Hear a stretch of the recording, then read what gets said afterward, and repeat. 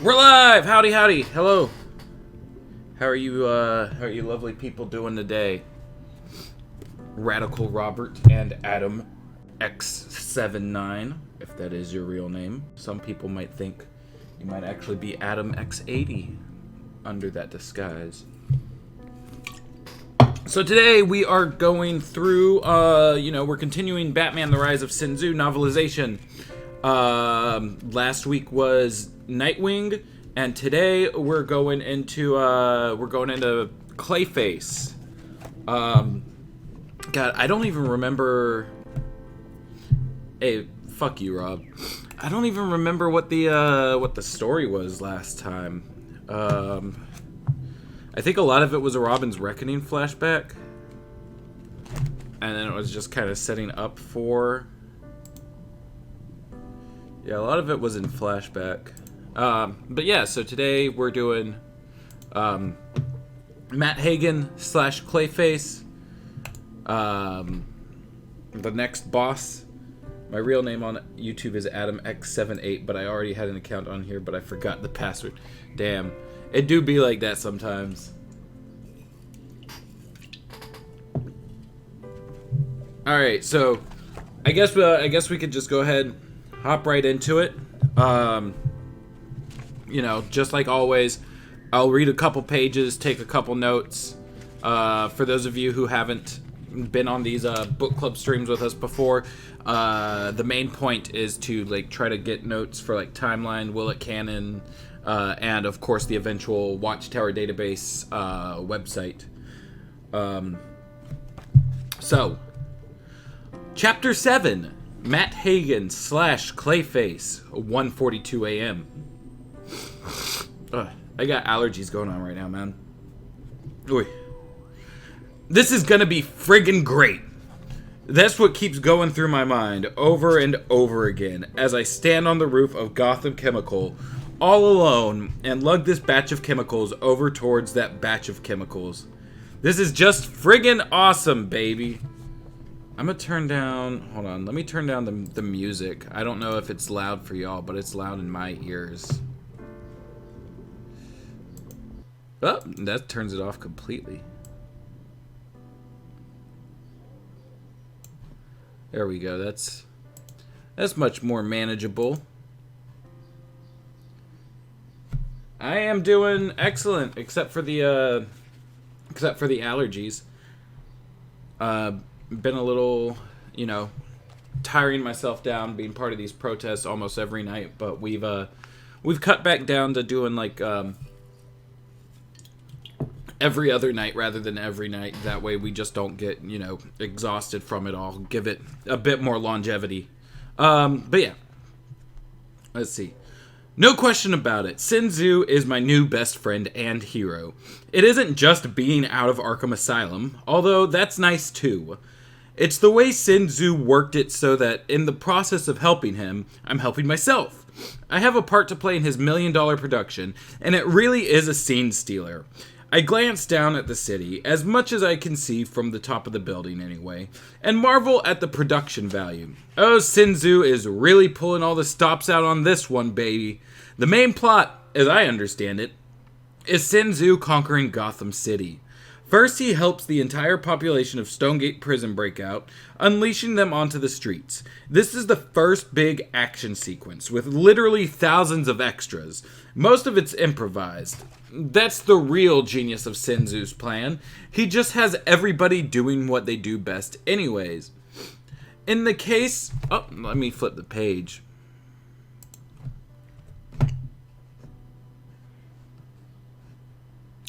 There we go.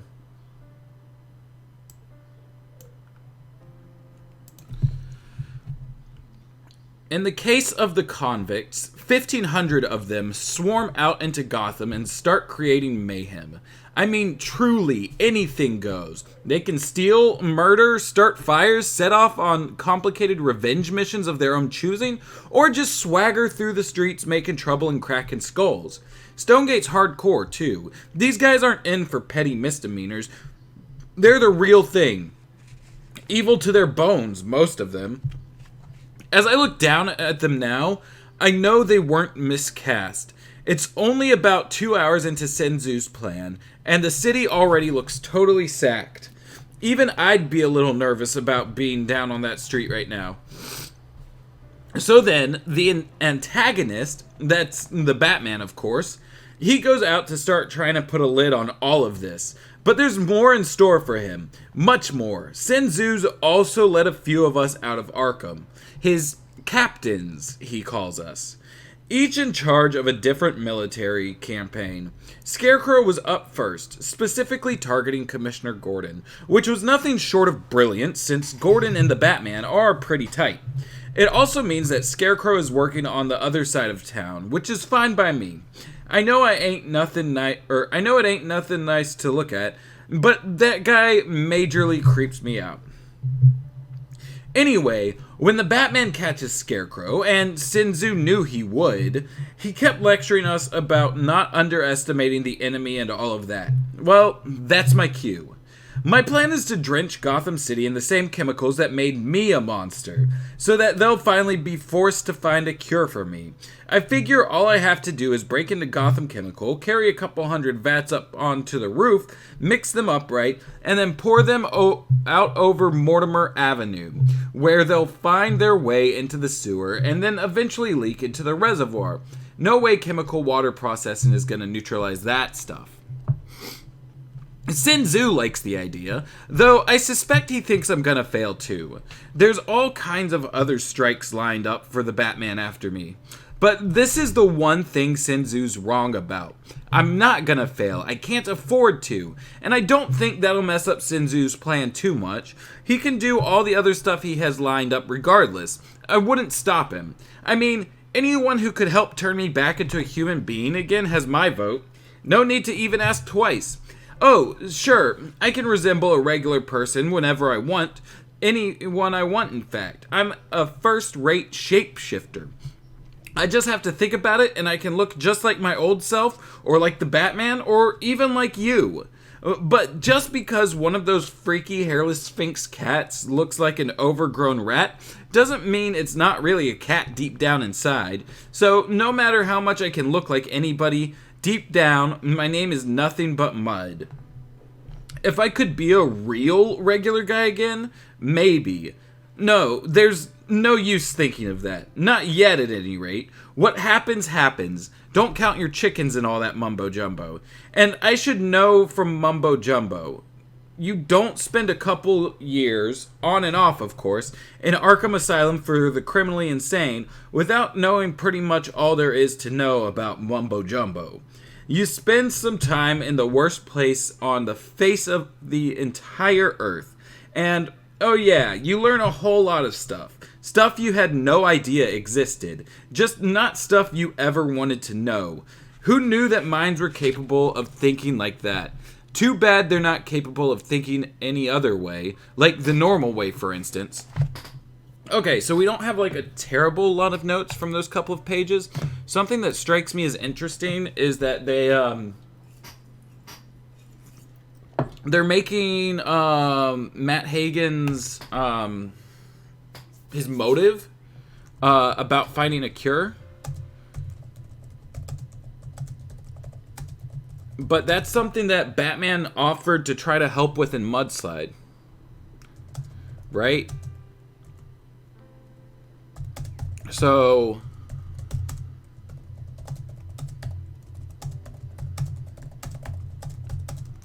I know that he turned Batman down in Mudslide, but like if he's that desperate by this time, I feel like, you know, he would have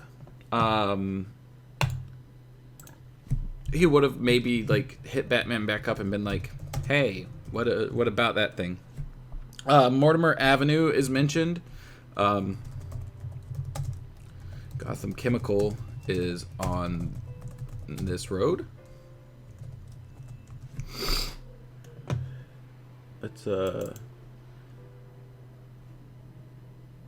come on. It's not gonna auto. Damn, I was hoping it would auto align. I guess it won't. And then we had, there was one more thing. Oh yeah. Clayface says he's been in Arkham for years.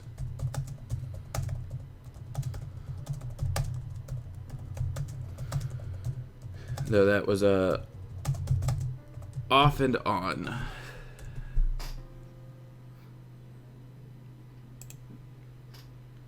Let's flip the page.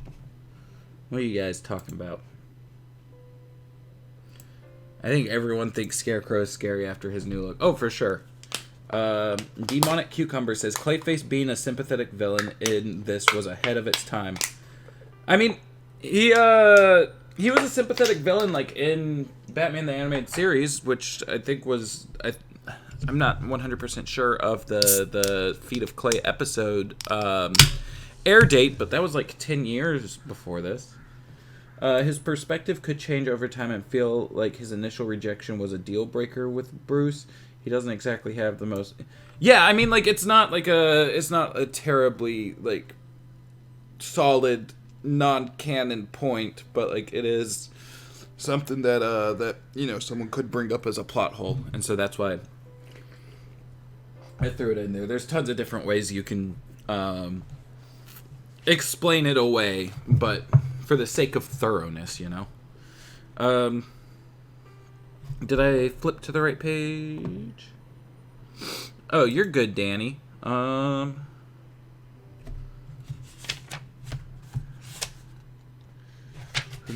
Yeah, okay. I am on the right page. I wasn't on the right page in my physical book. Oh, I'm clicking so many different tabs that aren't the right tab. Then again, who am I to talk about normal, right? I'm an 8-foot-tall, 500-pound walking pile of grayish-brown goop. My head is splattered onto the top of my massive chest like an afterthought, a melting brown snowball with teeth. Right where my waist should be, two short, thick, muddy legs emerge, chunky and dripping. My arms are massive pillars of oozing clay, ending in giant, squashy, splattering paws. Yeah, boy, goop. Gwyneth Paltrow's about to sue. Give us a DMCA takedown for even mentioning it. One look at me and people run screaming. Women and children, you might expect, but strong men have been known to faint at the sight of me. Even some of the inmates at Arkham, although most of them were doing it just to yank my chain. Have y'all tried this hibiscus LaCroix? It's a new flavor, and it's fucking good. I didn't even know what a hibiscus is supposed to taste like. Now I do.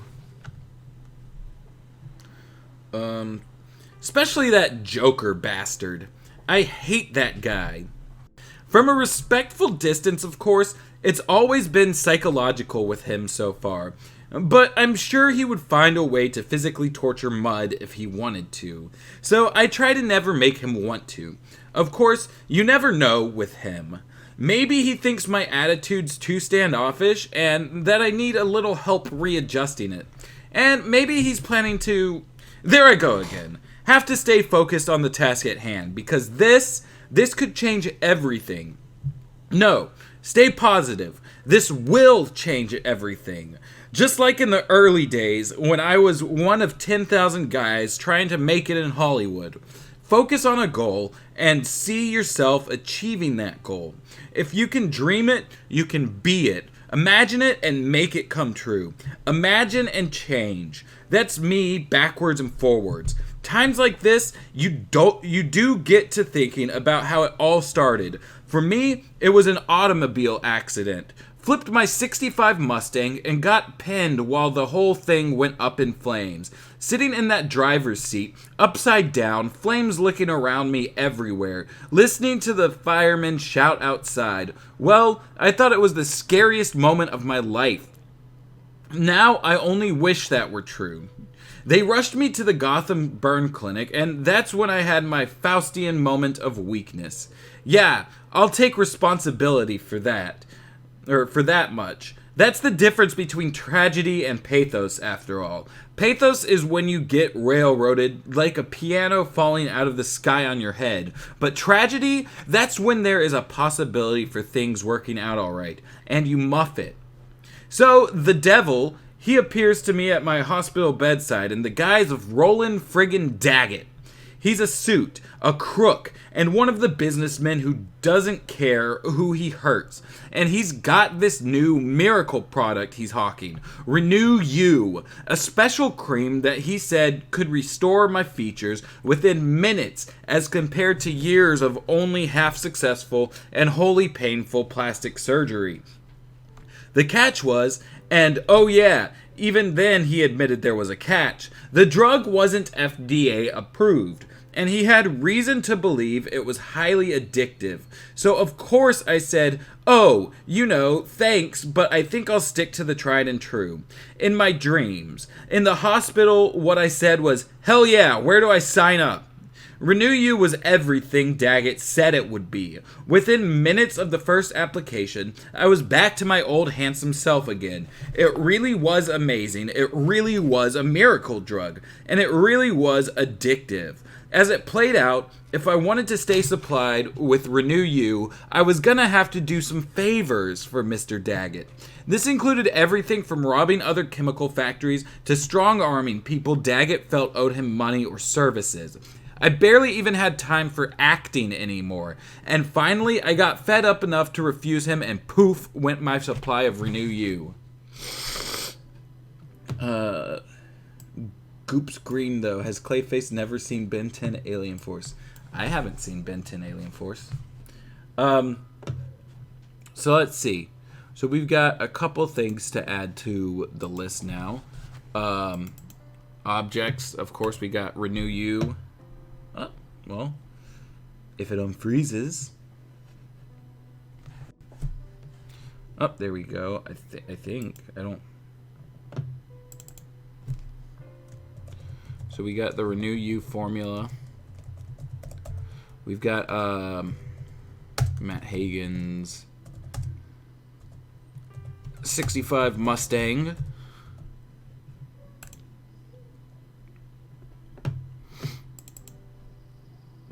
We got Roland Daggett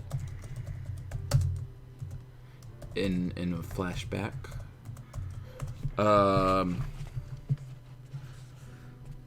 Let's see.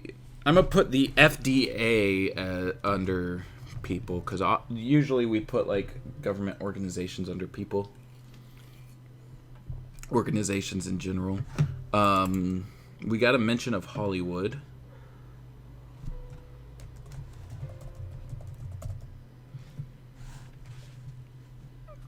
There was something else.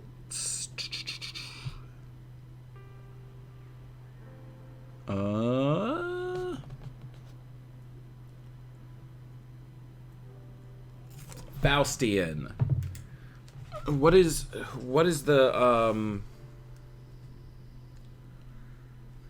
origin of Faustian? Because I assume that's a mention of a person. Adjective, relating to or resembling Faust, a German astronomer and necromancer reputed to have sold his soul to the devil. I wonder if that's like where Felix Faust got his name. Faust is the protagonist of a classic German legend based on the historical Johann Georg Faust. The erudite Faust is highly successful yet dissatisfied with his life, which leads him to make a pact with the devil at a crossroads, exchanging his soul for unlimited knowledge and worldly pleasures. So you know what? I will, instead of putting Faust in people, it sounds like he is more of a pop culture thing. I'm sure like he could probably be tied to Felix Faust. He's probably the exact reason why he's named that. Now the 65 Mustang is interesting because I think the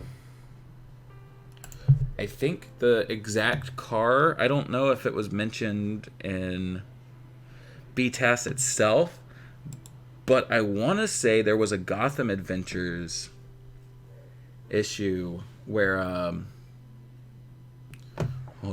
excuse me. It might have even been Gotham Adventures #1. Let me look real quick. The car itself was sold at one point, and I don't know that it was a 65 Mustang.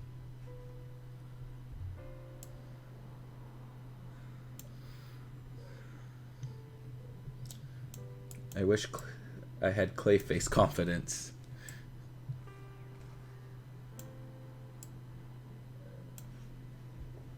I don't know what this Phantom Regiment thing is, but...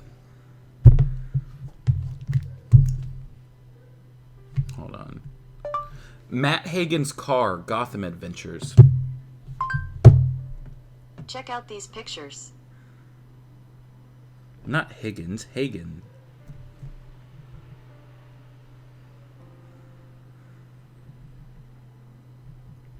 Is my accent that bad? Right, like they go to a guy who sells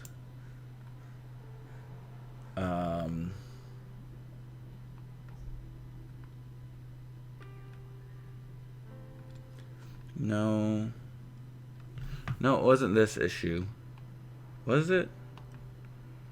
They go to a guy who sells, like, movie props and stuff. Which issue was it?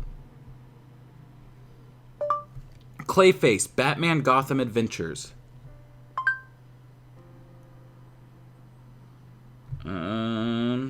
Let's see. He shows up in Gotham Adventures 30.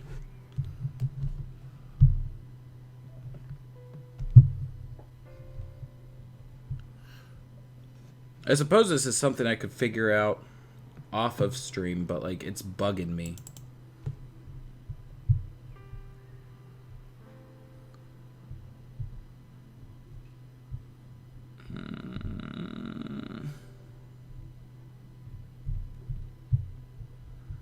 Because, like, I know it's a thing that happened. Where else does he show up? This is just on the Batman fandom. It's not the DC fandom. Clayface DCAU. No, it's not this one. Oh, I suppose I'll find it some other time. Though, while this is still loading, I'm going to at least look. Related, 32 appearances.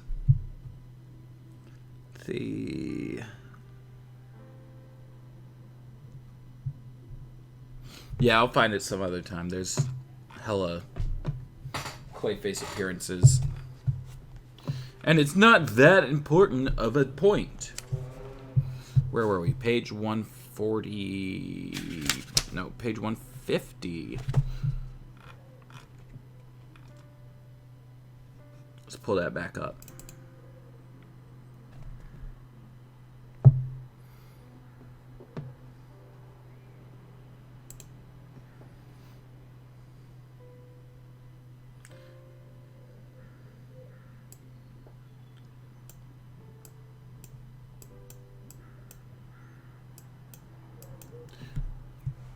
What is this Phantom Regiment thing y'all are talking about, though? I don't know.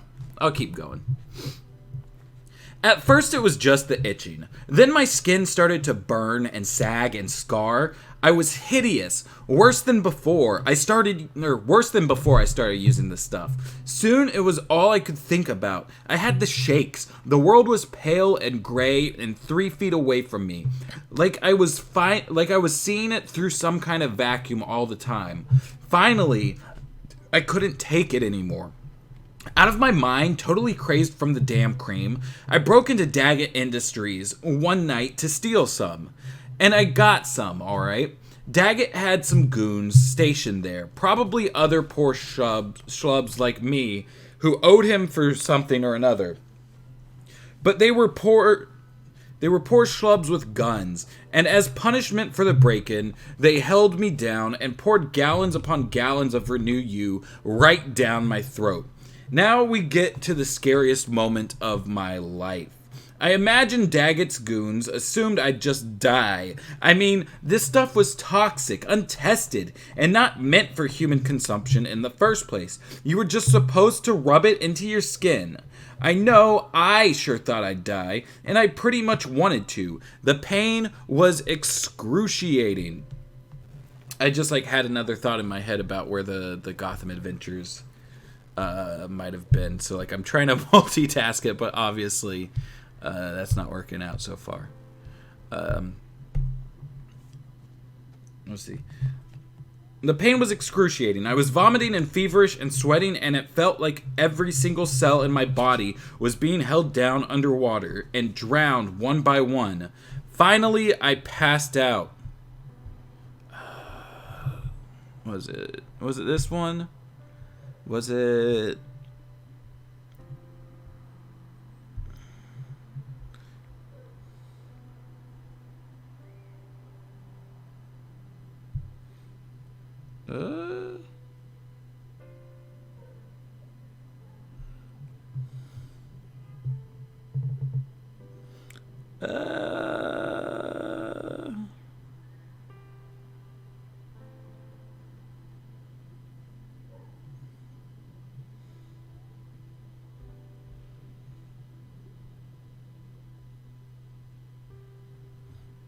No, I don't think that's it. Okay, I'm not gonna dwell on it. Finally, I passed out. When at last I woke up, I was alone. As I struggled to my feet, I felt thick and heavy, sluggish, drugged. My breathing felt wet and labored. I glanced at my hand and figured I must be hallucinating. It was a big brown glob of clay, an oozing mess of mud. I staggered out of the building and back to my car and tried to get in and couldn't. The movements of bending my knees and ducking my head and sliding into the driver's seat, movements that were totally rote, not the kind of thing you even think about. Well, I just couldn't make them work. It was like all of my joints were swollen tight and all of my muscles were shredded jelly. Finally, I made the mistake of glancing into the car's side mirror. And that's when I realized that I was a monster. And I guess being a monster does have some advantages. Up on the roof of Gotham Chemical, lugging big barrels of chemical soup, I noticed how heavy they are, especially after having carried them all the friggin' way up the stairs. But I don't let that stop me.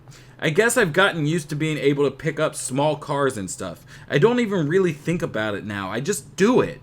But even by those standards, these huge containers weigh a ton. Literally. After an hour, a ton starts to feel like real weight. I stop to take a break. I'm a little disappointed that I don't have a cigarette. It's been years since I smoked, but back when I was just another struggling actor, I smoked like a chimney, just like all the other hopefuls I knew. I know it's probably a bad idea to light up out here. Who knows what kind of flammable stuff is around? The chemicals, the two energy generators behind me, all the construction machinery they keep on the roof for all the construction machinery they keep on the roof for hauling, but it just seems like the right thing to do. Besides, it's been years since I've worked this much, and old habits die hard. I lean back against one of those huge vats of Renew You that dominate the roof. I couldn't even guess how many gallons of it they have in this place. 10,000? 100,000? Even a million? Okay, so we got... did I put... Okay, yeah. Flashbacks to...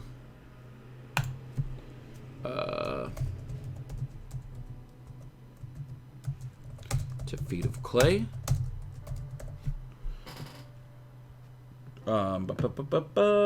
There was something... Oh, yeah. A couple pages ago, it was talking about Clayface is 8 feet tall or something. That's probably something that I should write down. 8 foot tall, 500 pounds. Put that in the miscellaneous section over here. Clayface is 8 feet tall and 500 pounds.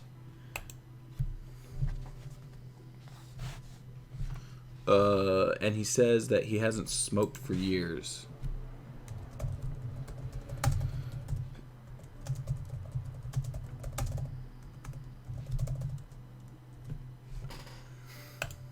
Alright, let's flip the page.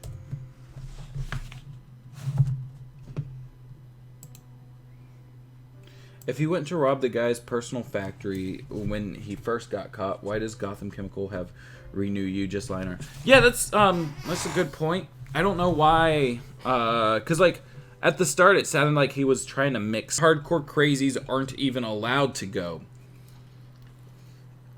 It was weird. He didn't eat. The guards, my nurse even, acted like he wasn't there.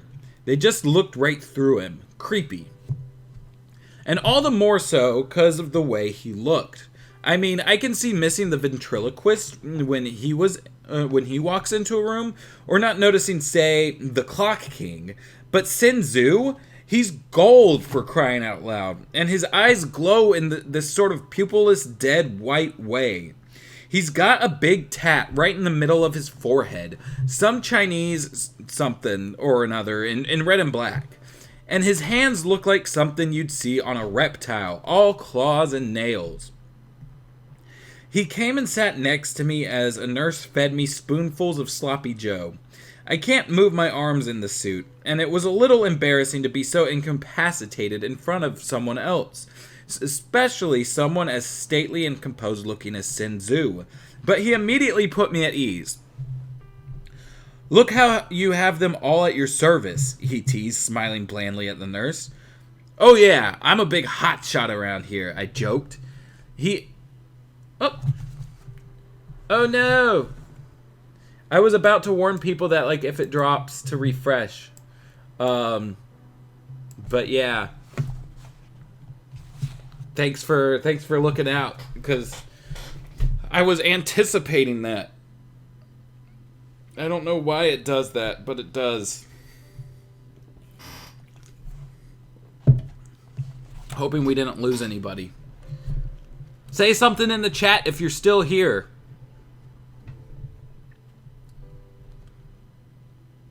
Looks like we lost Robert, Adam, and James. Bum bum bum.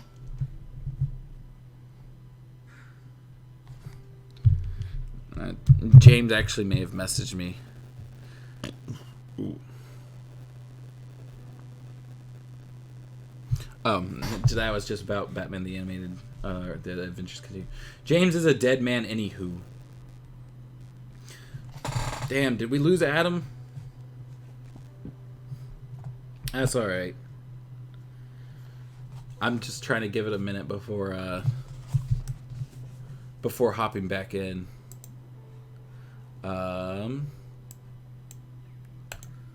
Let me see. Let me go ahead and put the ventriloquist and Clock King were mentioned while I'm waiting for it to repopulate.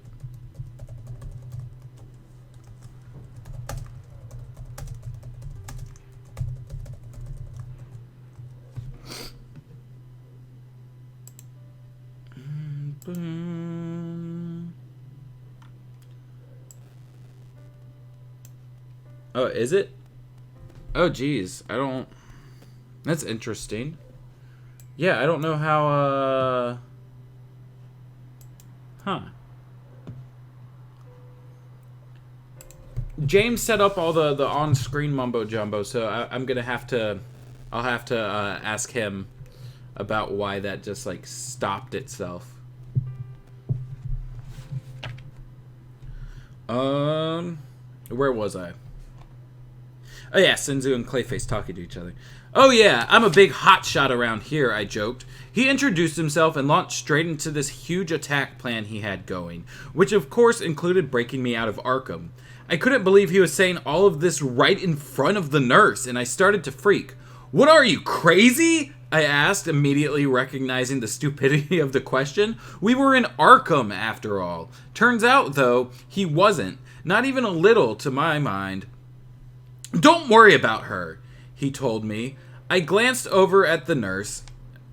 I thought she was acting weird before, not even seeing Sin Tzu. But this was wild. She had a sort of glazed look in her eyes, and was just holding the spoonful of slop up for me without any hint of fatigue or impatience. Can you make her throw that swill across the room? I joked. Sin Tzu smiled, and the nurse lifted the tray and hurled it at the far wall. From that moment on, I loved the guy. After that, we spoke about the big plan almost every day at lunch, and he offered me all kinds of help, like a bunch of his own soldiers, should I need them.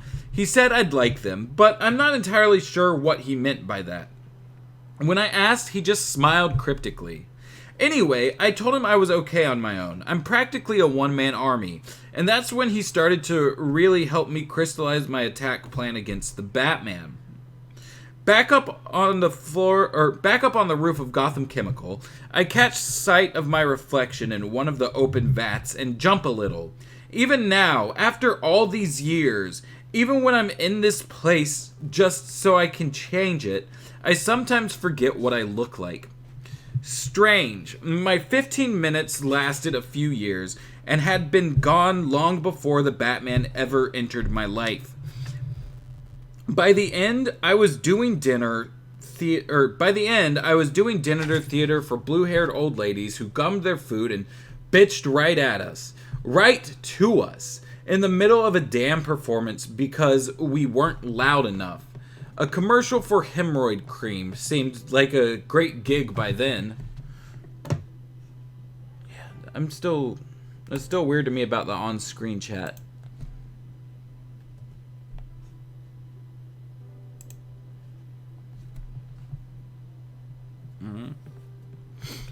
But I still think of myself as Matt Hagen. Dashing young actor, average height, good build, nice dark brown hair, dazzling smile, the toast of the town. Yeah, I know, Robert. Is it just the on-screen chat that's bricked, or is it like y'all can still see me and the book, right?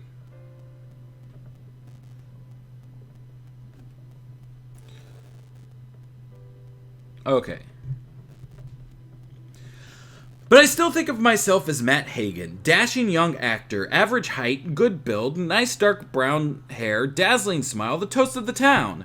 Every woman wants me, and every guy wants to be me, and why not? I've got every woman and all the money and most of the fame any guy could ever dream of. Who wouldn't want to be me?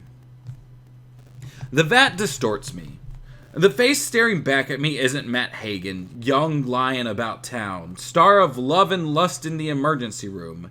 It isn't even Matt Hagen, star of Acme Doggy Bites, the treats that'll make your that'll make you dog's best friend. No, I'm looking at a big clump of mud, roughly shaped like a man, a very, very big man, but that no one would ever mistake for the real thing. Ladies and gentlemen, for your viewing pleasure, the star of tonight's drama, give him a big hand because he could use one, a real one at least, the one, the only Clayface. Isn't he great? Well, then, isn't he at least freakishly interesting? But this is all going to change, one way or the other. Either I'm going to become a real man again, or everyone else is going to be joining me. I can't help it. I laugh out loud. Not in some twisted mad scientist sort of way. I laugh because I realize I sound like an evil mirror of Pinocchio. Really, Geppetto? Everyone else can become a puppet? Just for the hell of it, I shift form, first to Pinocchio, then to Geppetto. I do a little dance on the roof, using the gunfire and car alarms from the street as my music. Right. Once you start acting out old cartoons, it's time to get back to the task at hand, especially when you look much more like something out of a horror flick than a kid's movie. I shifted back to my hideous gloopy mud form, shake my head to clear my thoughts, little bits of clay splattering all over the roof as I do so, make the little alteration to my oh-so-pliable form that Sin Tzu had suggested, and start moving the chemicals again. It's even harder now. My big, ugly, slippery paws aren't helping. Part of it is the rest. I know better by now than to wallow in the past. It never helps, and it always hurts. It hurts so damn bad, in fact. Part of the difficulty is the modification I just made, and a big chunk of it is the tension. He is getting closer. I know it. you pretty much never see the Batman coming. And even if there are 3 windows and 1 door, and you got 2 people watching each entrance, he'll find a way to get in without you seeing him. You could be in a locked bank vault, and he'd sneak in. A submarine 2 miles down, he'd sneak in. The Moonlander in, like, Flynn. Doesn't matter. None of it matters. He'll find a way. He always finds a damn way. Except for this time. This time, it's going to be different. He may have taken me out every time in the past, but I always gave him a better fight than almost any of those other psychos. I'm smart. Not as smart as the Riddler or Bane or Two-Face. He was a district attorney after all, so he'd better be smart. Okay, or maybe Mr. Freeze. He's a big deal scientist. Or Poison Ivy, another scientist. And definitely not the Joker. Who the hell knows what he was before, except maybe a demon from hell they kicked out for being too frickin' twisted. But still, I'm smart. Smarter than Killer Croc, sure. But smarter than Maxie Zeus or Scarface, too. And probably some of the others. Okay, so we got a couple things here. Acme Doggy Bites were mentioned. So I'll put those under objects. If, there it goes.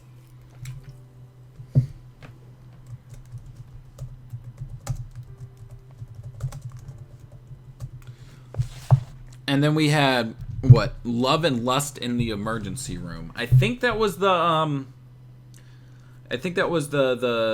whatever the lady was watching in Mudslide. That had Matt Hagen as a doctor. Love and Lust in the Emergency Room. Batman the Animated Series.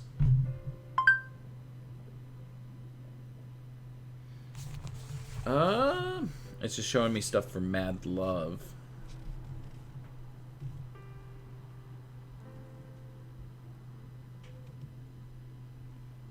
Put it in quotes.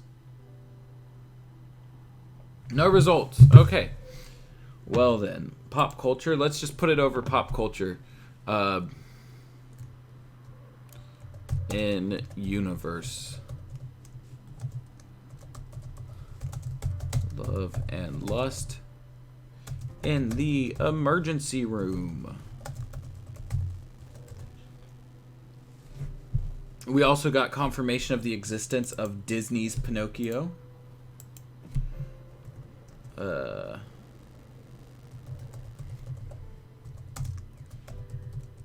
Right? They don't specifically say Disney, but they call it a cartoon movie. They said it was a classic, so, you know. And then, let's see. So we've had, I don't remember who we've had mention of or not. I'm pretty sure we've had mention of Riddler. Right? Yeah, the Riddler has been mentioned.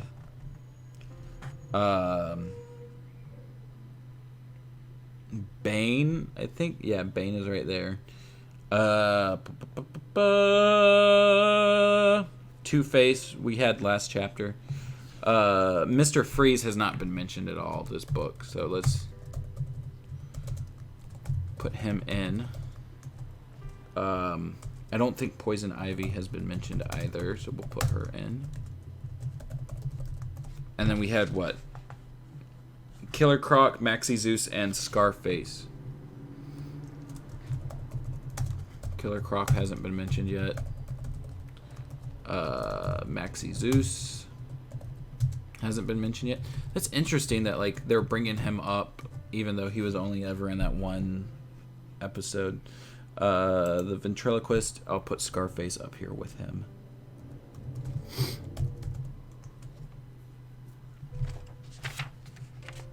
And I think that's it for notes on this page. So let's keep going. Riddler, Poison Ivy, Bane, Joker, Maxie Zeus, Mr. Freeze, and Scarface. Two-Face also, but probably already mentioned. Yeah, I know Two-Face was was mentioned. I was saying I didn't know which ones were already mentioned earlier in the book.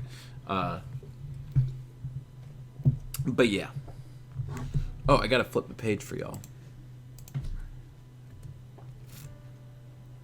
Keep it going.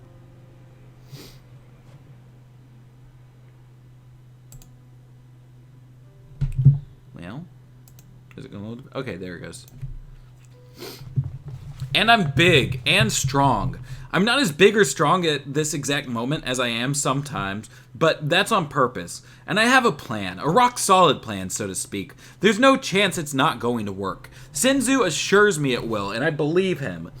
5 seconds with that guy, and you just know. Actually, he's kind of like the Batman that way. I've never actually been sure that the Batman's any more human than I am. There's definitely something about that guy that's off. And not just a bit either. He's way the hell off. Not that Sin Tzu seems like Joe Normal either. But whatever. I'm big, strong, smart, and with a perfect plan courtesy of Sin Tzu. Everything is going to be great. Just friggin' great. I moved the final container into place and am about to pour it into one of the few empty vats, trying to recall what Sin Tzu had told me. Whether I'm supposed to add 2 of the big blue barrels and 1 each of the red and green, or whether it was 1 blue, 1 red, and 2 green. I've long since given up trying to read the names on the sides after the 7th syllable. If I thought Marlowe was confusing and didn't understand a word of Al-B, I'm sure not going to be really grasping the names of these chemical compositions. Hydromethotrexahoozy whatever, right? That's when the small beveled window on the rooftop door leading down to the stairway shatters, showering me with millions of razor-sharp diamonds. The deadly little nuggets look like they're dancing as they fall all around me. They don't hurt me, of course, although they might have cut a regular man to ribbons. No safety glass in this place. There are times it's an advantage to be an enormous lump of moist dirt. I spin around, my right arm already snaking out faster than a Peruvian mudslide, and with more force than a bulldozer. Like a giant mudworm launch. If the Batman had been standing there, I would have either punched a hole right through his chest or slammed him into one of the vats so hard that his insides would have been jellied. But he isn't. I don't know if he broke the door window with something else to make me think that was how he was coming, or if he is just so damn quick that he's already disappeared before I turned around. Or maybe he came from up the side of the building and leapt up on top of one of the vats rather than onto the floor behind me. Whatever, he isn't there, that's the point. So I don't turn him to mush. I just rip a tiny hole in the solid steel vat. No renew you in that one. Fortunately, just boiling water, which comes shooting out and hits me. It hurts. Not as much as it would hurt an ordinary guy. It probably would have killed one of them. But still, it doesn't exactly tickle. Worse, it's starting to melt me. I reach down and scoop up the parts of my feet that are beginning to dissolve and slap the mess onto my chest, where they solidify again almost immediately. I spin around, knowing the Batman's coming up behind me. Nothing, no sign of him. I spin around again, knowing that he'll have expected me to turn around, thinking he's trying to get the drop on me, so he'll be coming from the first direction. He's a tricky bastard. Still nothing. I spin around again, thinking that he'll have already anticipated my first 2 moves and has simply hesitated, but now is coming up from behind me, meaning the original behind me direction. Or wait, maybe it's the original behind me direction behind me, and that's where he's coming from. I turn again and suddenly realize I am going around in circles. I look like a dog chasing its own tail. If you're going to play that hard, little buddy, you need Acme Doggy Bites. I find myself thinking wildly. It's got all the nutrients you need, and it'll give you shiny teeth and a glossy coat.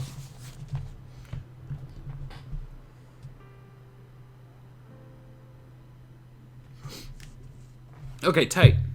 Good to know that it fixed itself. I don't know why it did that. Okay, so we got mentions of Marlowe and Albie. Let me see. Marlowe is...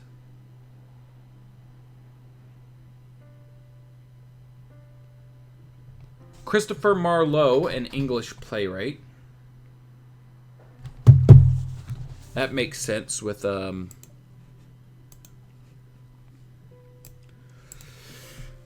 Matt Hagen's, theater experience.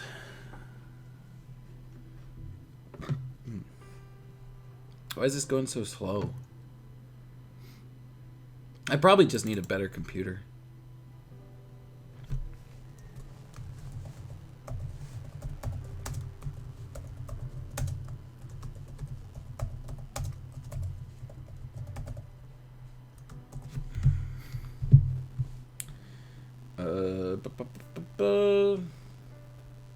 Oh, playwright has a W.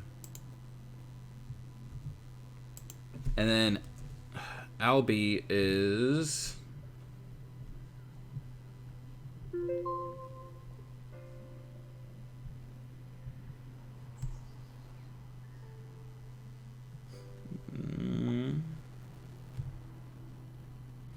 Edward Albee, an American playwright.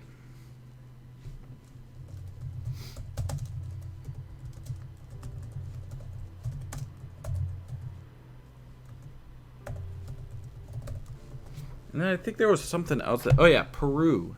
They were talking about a Peruvian landslide. Peru is canon to the DCAU.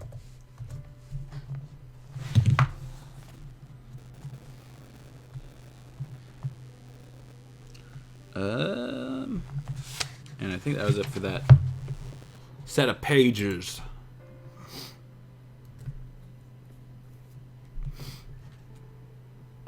Damn, we're already almost at the hour mark, and we still got 2, 4, 6, 7.5 pages to go. That's alright. There's a lot going on here. I know my brain is starting to go on the fritz and try desperately to get myself under control.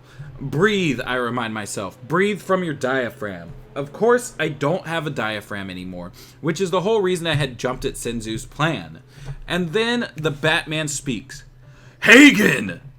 He says in that freaky voice of his. I hate it so much. It's like he's whispering through the world's loudest bullhorn. It's soft and deafening at the same time. I wish I had known how to do that back when I was normal. I could have added to decades to my career. Then again, no one has ever known quite how to do that with their voice either. No one but him. And I hate it when he calls me Hagen. Maybe that's how I can't help but think of myself, but that's me. That's my problem. It's just another example of him looking right through you. He should be like the rest of the world. He should see me as the big, gross, slimy, lumpy monster I am. He should call me Clayface like everyone else. Bastard. I still have no idea what he is, or where he is. Why are you doing this? Nope, no good. I can't locate him from his voice. It seems to be coming from everywhere and nowhere. Even with my extra help, all those additional vantage points, I still can't figure out where he is. Now I get mad. I know as I'm doing it that I shouldn't, that he probably wants me to. I remind myself that I'm a method actor, and it's all about getting into the role in every way. And that letting my emotions run away with me has no place in this particular drama. But I get mad anyway. He's just maddening. You know why I'm doing this! I yell. Tell me anyway! I realize I'm shaking with anger when I catch sight of myself in one of the vats and see I'm jiggling like a big tub of gelatin. That helps get me under control, even if it doesn't do a whole lot for my self-esteem. I take a deep breath. I was promised that the best scientific minds in the world would fix my condition. I say softly. It never happened. I tried to rejoin society, but it rejected me. I tried to beat society, but I ended up in Arkham Asylum, courtesy of you. I catch my breath again and force a smile. So now I have a new plan. If I can't beat him, I'll have him join me. Even as we speak, I'm formulating enough of the chemical composition that created me to turn every man, woman, and child in Gotham to clay. For all I know, even the dogs, cats, and rats will turn into freaks like me. I find myself rubbing my hands together. I must be more into the part than I realize. What do you think? I ask. Think they might come up with a cure then? It won't work. I spin around. What won't? Yes, it will. Why not? Several reasons. First, you've got the formula wrong. Your proportions are all off. You're about to create an extremely fragrant solution that might kill all the grass in Gotham. But that's about it.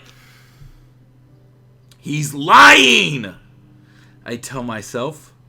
Only, I know he isn't. Damn it! Why hadn't I taken the part in the remake of The Island of Dr. Moreau? Could have come in handy there. So we got a mention of The Island of Dr. Moreau, and it seems our answer about the Renew You formula has answered itself. I was correct in my assumption that they don't have the Renew You there itself, but he's making it. Let's see. So, Island of Dr. How do you spell Dr. Moreau? Moreau, was it? Moreau, yeah.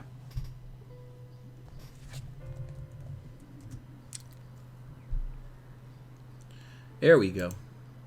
All right.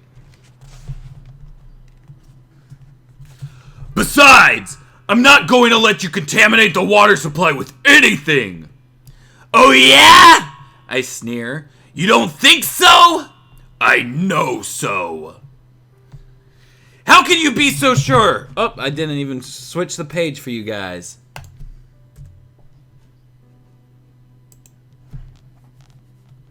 How can you be so sure? There's already enough Renew You in this factory below me that I don't need to make more. Okay, so there is Renew You. So he's making Renew You, and there is Renew You. God damn it.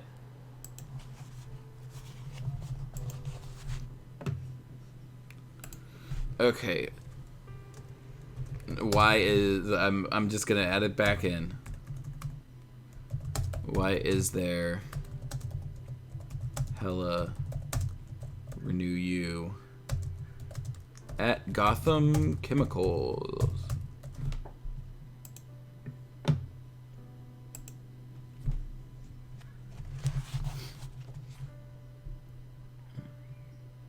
I don't need to make more. Hagen! What? It won't help! I pause. He couldn't know, I tell myself. Not that. There's just no way. He couldn't possibly. If I'd had ears, I would have put my hands over them and said, la la la la la, I can't hear you, to drown out his whisper. Because he does know. I know it. I don't know how he knows, but he does. What won't? I stammer, bluffing. Always a bad move with him. The best scientists at Wayne Tech have tried, Hagen. There's no cure. Okay, so that explains the, I guess that explains why he didn't really go back to Batman. There is! I scream. You lie! I'm going to be cured! I am! I know it! I'm sorry, Hagen. You're not. There's no miracle cure waiting to happen. You made a mistake looking for a miracle cure once. There is no potion that'll give you or anyone else eternal youth. And this is what resulted. Now your body and your mind are the way they are. Cut your losses and learn from your mistakes. Whatever happens next is up to you. You should know that by now. No! I shriek. I'm going to get back the way I was! I am! I can't stay this way! I can't! Looking like this is bad enough, but to be so, I will get better! I fumble for the words. In desperation, I picture a pencil. It was an old trick I learned in acting school. If you forget a line, just imagine a pencil. Think about its shape, its color, its texture. Imagine it in complete detail. Suddenly, you remember your line. Of course, that was also where I learned about method acting. School of, acting. And here I was getting too into the part. And it's not like Sin Tzu gave me a script anyway, just a battle plan. Screw it. I never was any good at improv. Time for the smackdown. And then the Batman is behind me. I turn slowly. It's for real this time. Even in my current state, I'm larger than him. Taller, wider, heavier. He's just a man. And not even all that huge a guy either. But his stage presence. You could put him next to all the big-time movie stars from Hollywood. And nobody would even notice that there was anyone there. But the Batman. I'm sorry, Hagen, he says again. He pauses, watching me with narrowed eyes. If Sin Tzu told you you'd be cured, he lied. No! I shake my head. Sin Tzu just gave me the plan! Everything else is just me! The Batman nods, more to himself than to me. Wait a minute.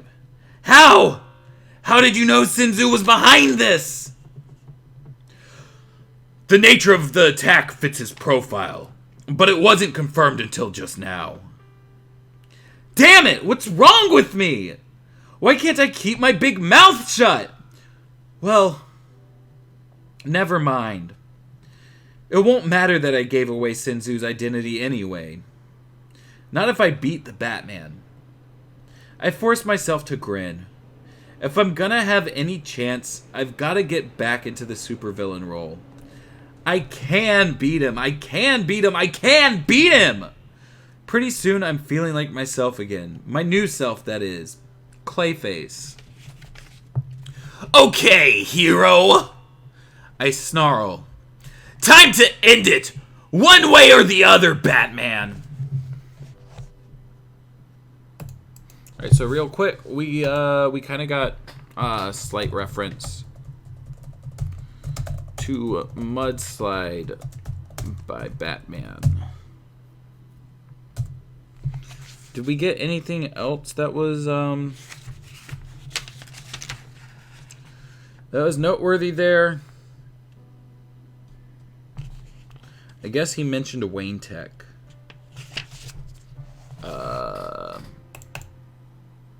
So let me pop that into locations.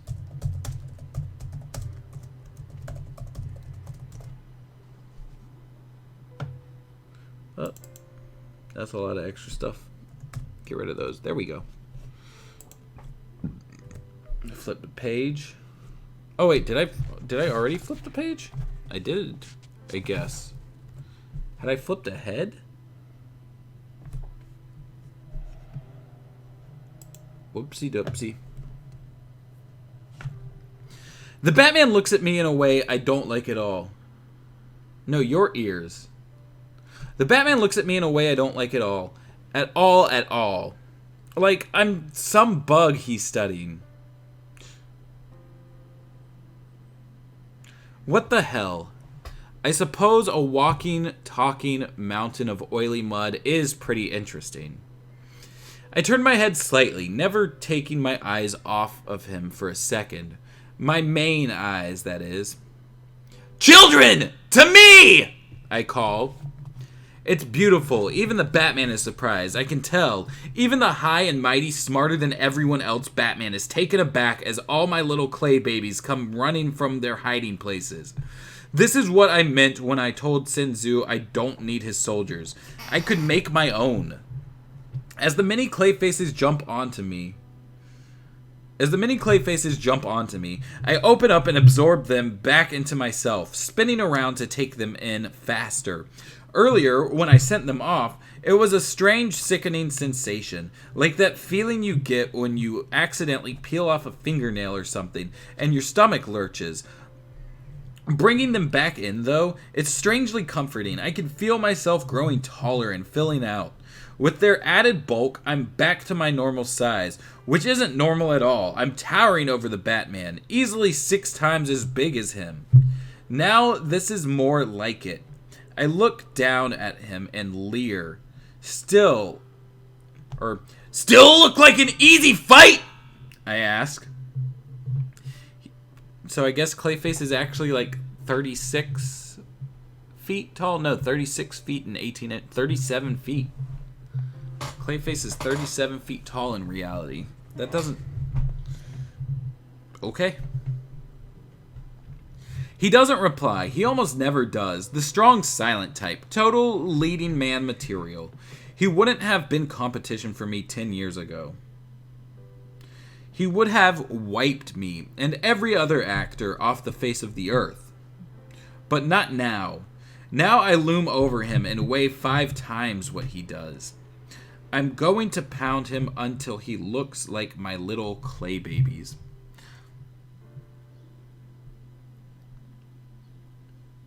No, you're wrecking your mic.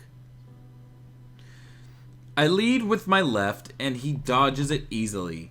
He ducks to avoid my right uppercut too, but every time I am able to splatter him with a little bit of clay. After a minute, there's enough on his arms and chest and legs to start to slow him down a little.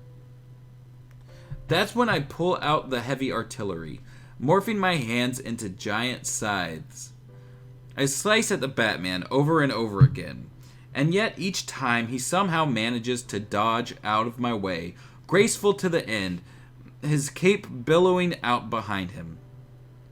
Without even really thinking about it, acting out of rage and bloodlust, I transform my hands into giant hammers, easily 3 times the Batman's puny size. When I miss him, they pound down onto the rooftop, causing the entire building to shudder. The Batman looks in danger of losing balance, so I press forward, this time throwing big snotty mud balls at him. These he dodges, of course, but I still have a surprise for him. After splattering on the ground into the ugly clay smears, my mud balls pull themselves back together, becoming little clay babies, just about the Batman's size. The Batman takes the first one out with a sharp undercut, but minutes after he spattered it, slowly reforms, rising up again to fight him. Won't Sin Tzu be surprised if it's me who takes down the great Batman? Me! That should make up for me accidentally giving away his involvement. I have 4 clay babies surrounding the Batman, and am coming at him again with 1 hammer fist and 1 scythe when I notice something silver glinting in his gloved hand. Crap! The Batman tosses the batarang, and I get ready to duck, but it doesn't arc towards me. I've fought the Batman enough times to know that he doesn't miss, so I start to turn to look behind me, squinting with my repulsive little beady eyes. Okay, so we've got, I don't know how I feel about these clay baby things, because, like, I know this is a thing that he does, but, like, Homeboy just, like, called for them all to come back to him, right? And like, all it's done is, in his true form, is 6 times Batman's size, and what was it, 3 times his weight, was it? 5 times his weight.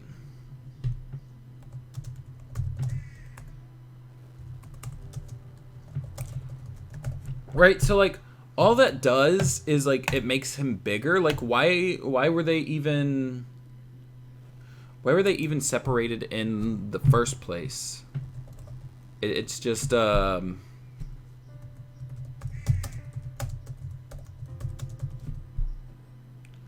what?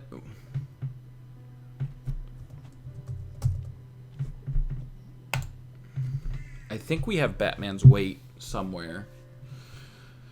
I'm curious, because, like, he already said he was 500 pounds, so how much does Batman weigh that, like, he's now 5 times his weight, despite only now being 6 times his... I don't remember which issue it was in, but it's one of these.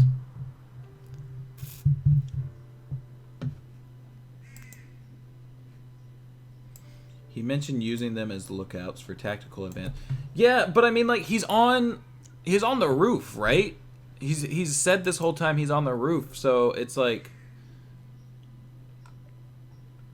there's not really much of a place that they could hide to. Okay, sweet. I got the first one.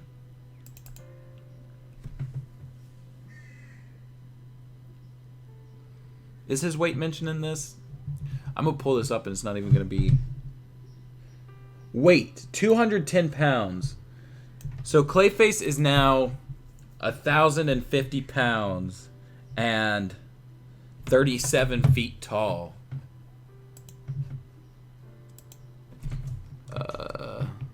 37 feet tall. Like, I could understand if they were, like, down in the... Like,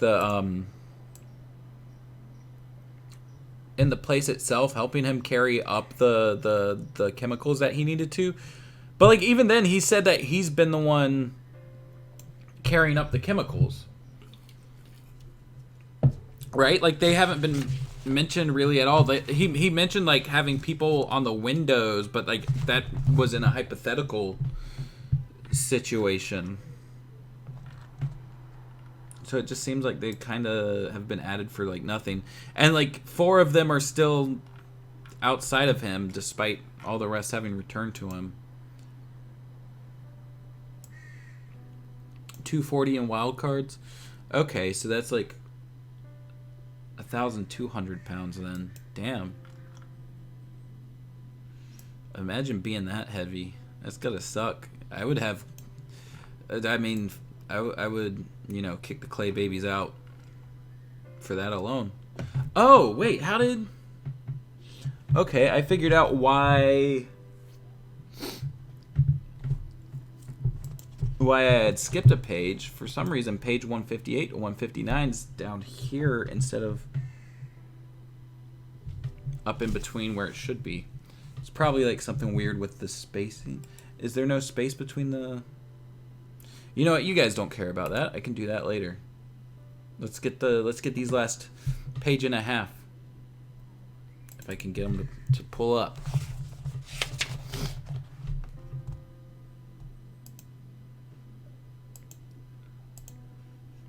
But yeah, I mean, just from what I'm getting out of this, it feels like the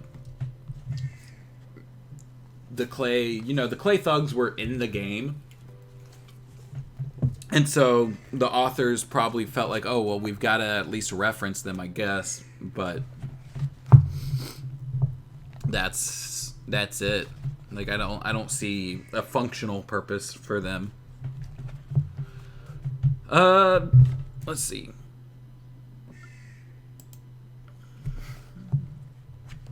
The 2 huge energy generators that's a whole sentence. The 2 huge energy generators. I just catch a glimpse of them in my clay-stained peripheral vision when they short out, blasting me with streams of crackling electricity. I managed to avoid electroshock therapy all those years in Arkham for this. The current jolts through my muddy clay body like burning spears of acid. My little clay babies melt where they stand, needing my concentration to sustain them. The lights go out in that entire section of Gotham. When at last the generators short out completely, I fall to my knees, dazed. I smell myself cooking. Not exactly fun, but it actually isn't as awful as you might expect. It smells kind of like a campfire. I can't move. I've been baked solid. I can still see, though. The Batman has turned on a flashlight. The electricity must have done a number on my already enfeebled mind. Wow, I think. That flashlight's so small, but it sure is bright, unlike me. I fall forward onto the concrete floor and shatter into a million pieces. 2 million of my eyes find themselves looking up at the Batman. He's won, but he has an expression of such sadness on what I can see of his face. You bastard, I think. Don't you dare feel sorry for me. Just enjoy your body and your brain while you can. Because you never know when it's going to be gone forever. Trust me on that one. And if I have anything to do with it, you're going to be losing them both sooner rather than later. Gloat now, Batman, I mutter. I can just barely move my mouth. But I do the best I can. The sound comes from a million little fragments of clay scattered all over the rooftop. By dawn, Sin Tzu will have conquered Gotham. As I say it, I realize it's true. Okay, so it won't be me. That was nothing new. But Sin Tzu, he's large and in charge, and he still has a world of hurt planned for the Batman. Good. I just hope I'm back together in time to see him take the Batman all the way down. The Batman just stares a moment longer, and then he's gone. My 2 million eyes stare up at the stars, which are twinkling into view now that the lights are out for 8 city blocks. Then even the stars start to blur and fade, and I lose consciousness. Just one thought goes through my head. You've got it coming, Batman. And this is gonna be great. This is gonna be just friggin' great. So that's it. That's chapter 7. That is Clayface / Matt Hagen. It felt like a long chapter, but you know, that's how it's been with this book. I do think there was one thing that I missed. Where was it? Yeah, Clayface says he wouldn't have been competition for me 10 years ago. He would have wiped me and every other actor off the face of the earth. So, why is my mic starting to... There it goes. So Clayface suggests he was still an actor 10 years ago. The timeline aspect of all of this has me scratching my head about how to make it work. Because we've got a similar problem that we do with Batman The Adventures Continues right now. Where Batman or BTAC says, that it happens post 9/11, but also says that that Tim has only been Robin for a year. And in here we've got that Two-Face has been active for at least 8 years, which would put us in 2002. But it also says that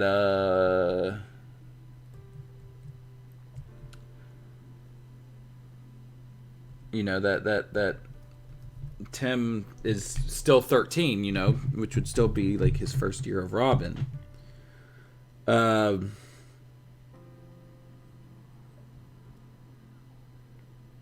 So I don't know what to make of it. We could maybe say that the new Batman Adventures happens later than we initially thought, right? Maybe Nightwing comes back a little later, because we've got Here, let me show you guys what I'm... This will definitely be something that we gotta like figure out in the you know, the Willet cannons and the all that kind of stuff. But like let's take a look at this before. Oh, come on, give me the folder that I need.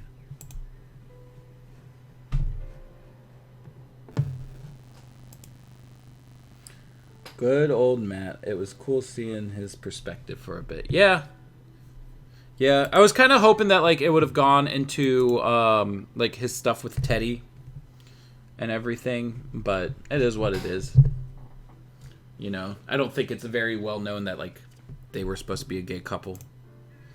Okay, so we got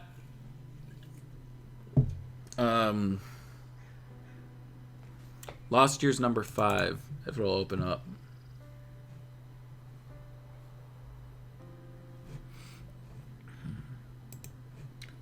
Let me see if I can close out of a couple things. Maybe it'll help things go a little faster.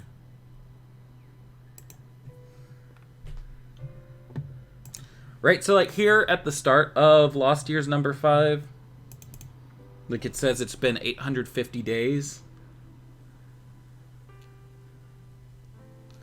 You've probably seen this page in a couple Watchtower database videos. Mindalokai, day 850. Right? But then we have this whole thing where he travels with these folks. And, you know, then he comes back to Gotham with a prototype Nightwing costume to fight Raish. And I think it's suggested that like he has to return the statue that he gets from Raish to the people back wherever he was traveling. So there's a lot of like room for him to go like back and forth and be moving back and forth. But like the thing is, if we push well, if we can't really push, you know, the new Batman Adventures too much further, because there's definitely in Gotham Adventures there's definitely an issue that's, you know, set in Halloween of 2000. So we could push it by like a year, right? But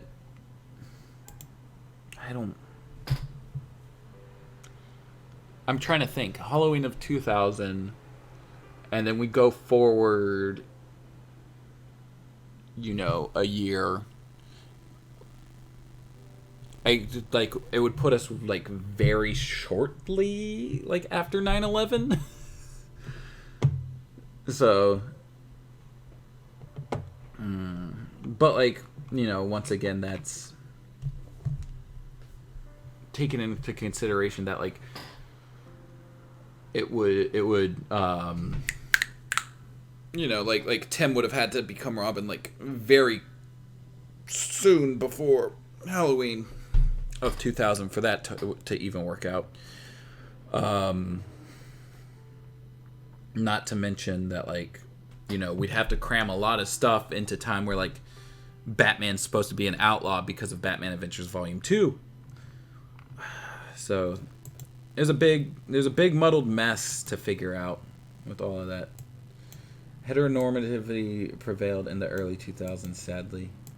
It do be like that. But yeah, I think right now our theory is that maybe 9/11 happened earlier. We'll go, you know, more into that during the upcoming BTAC breakdown. But yeah, the new Batman Adventures part of the timeline has always been kind of hard to figure out for me. Like I've had like in that small window, the 1999 to like what, December 2000 window, and now BTAC's just like, ha, no. And Rise of Sin Tzu is also kind of doing the same thing. maybe we can figure it out. Maybe we'll die trying. But yeah, that being said, all I've eaten today so far is a banana, and it's 1:30 over here, so I'm starting to get a little hungry. And we finished the chapter, so, you know, I ain't got much more to give you guys right now other than spilling the beans on what we got coming up, which chapter 8 is going to be Commissioner James Gordon. So that's going to be interesting. Followed up by Barbara Gordon. So putting those two back to back makes me feel that maybe something's going to happen to Jim and it's going to affect Barbara's story. But yeah, so we've got, you know, next week I'll be doing Commissioner James Gordon. This Sunday, I believe, our Justice League versus the Fatal Five interview with Sam Liu is finally coming out. And then I think we're moving the Batman, The Avengers Continues back to Sundays, but it's going to be the following Sunday because the views were dropping down, putting them on Wednesdays. And it's been, you know, more work on James to do Wednesday and Sunday things. So, you know, it is what it is. We're just trying to make sure that that we stay in good standing with the YouTube algorithms. Also, next week we've got James coming back for more Justice League Adventures on stream. Ted coming back for some more Batman the Animated Series on stream. Oh, and if Batman the Adventures Continues hasn't been enough new Batman the Animated Series content for you, I have been trying to scan in. So there was a UK exclusive Batman the Animated Series, Superman the Animated Series magazine called "I Love to Read Batman," and then it ended up getting renamed into "I Love to Read Batman and Superman." And I got a bunch of those in the I got a bunch of those in the mail, and it wasn't cheap. But I got a bunch of those in the mail from an eBay listing. And I've been trying to scan in a new one every day. I've been posting them over at the anime superhero forums. So